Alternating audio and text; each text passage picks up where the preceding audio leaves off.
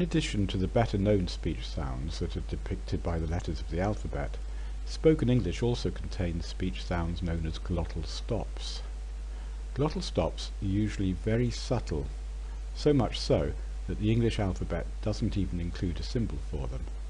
They do, however, have a symbol in the International Phonetic Alphabet, a bit like a question mark except without the dot on the bottom. Because in people who stammer, glottal stops often turn into blocks, it's important that you understand what these sounds are and how they're made. The purpose of this PowerPoint is therefore A. to make you aware of the existence of glottal stops, so that you can easily recognize when you're making them, and B. to provide you with the necessary background theory to enable you to jump over glottal stops when you find yourself stammering on them.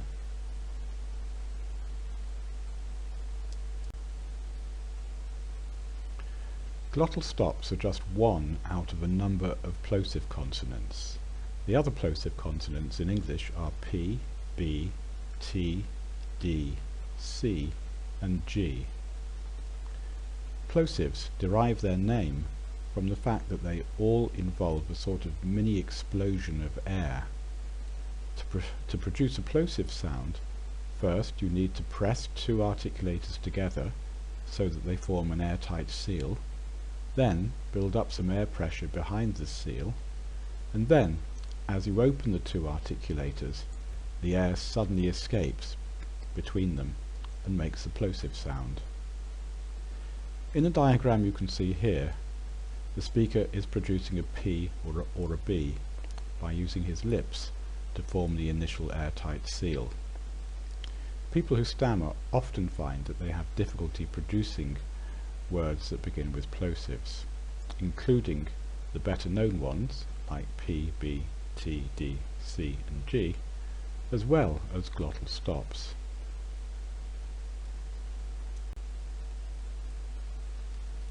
In this diagram on the left, you can see how we produce the plosives T and D by pressing the tip of the tongue against the hard palate to form the initial airtight seal, and then letting go. In contrast, on the right, you can see how the plosives C and G are created, a bit further back in the mouth, using the body of the tongue and the soft palate to form the initial airtight seal.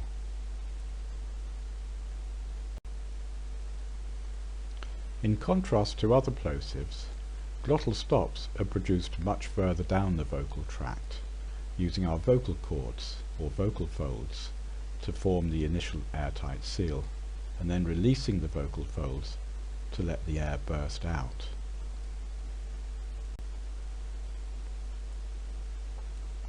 In English, we often do glottal stops before words beginning with vowels in order to make their onsets more crisp and distinctive. Words spoken in this way are sometimes described as having hard onsets. If you repeat a vowel several times in quick succession, each time with a hard onset, you'll get a feel for what a glottal stop is. Listen to the word ow, said first without a glottal stop, and then with a glottal stop. So first without. Ow, ow, ow, ow, ow, ow, ow. And now with. Ow, ow, ow, ow, ow, ow, ow. Young children commonly use glottal stops too. Anyone who's watched the Teletubbies will be well acquainted with uh-oh, uh-oh, which involves two glottal stops. Glottal stops are also used together with some consonants at the beginning of words to create hard onsets. So, for example, the word Y can be said with a glottal stop, Y, and yuck, yuck. Finally, in some colloquial forms of English, people use a glottal stop in place of a T. So here are some examples. Butter instead of butter, hat instead of hat, and kitten instead of kitten.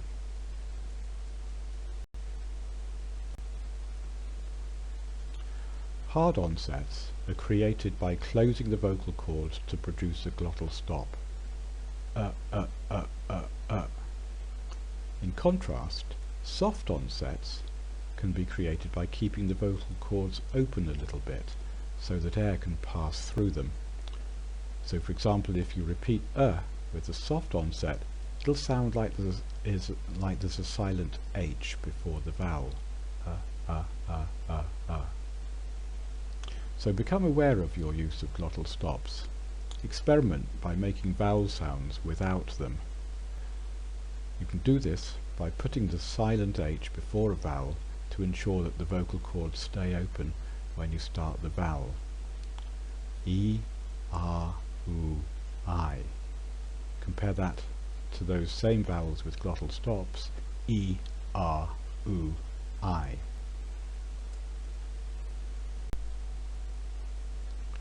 Stammerers often block and or produce rapid repetitions on glottal stops. So if you find yourself often blocking or producing rapid repetitions on words beginning with vowels, often the problem is not with the vowel itself, but with joining the glottal stop to the vowel. So for example, when trying to say I, you may block and produce something like or you may continue to push, and if you continue to push, that can turn into a repetition, I. Similarly with the word am, or am. If this happens, you can use the jump to jump over the initial glottal stop. All you need to do is simply let go and then gently restart on the vowel. To make sure you restart gently, in other words restart with a soft onset, you can add a silent H before the vowel. This prevents you from creating another glottal stop. So for example, I, am.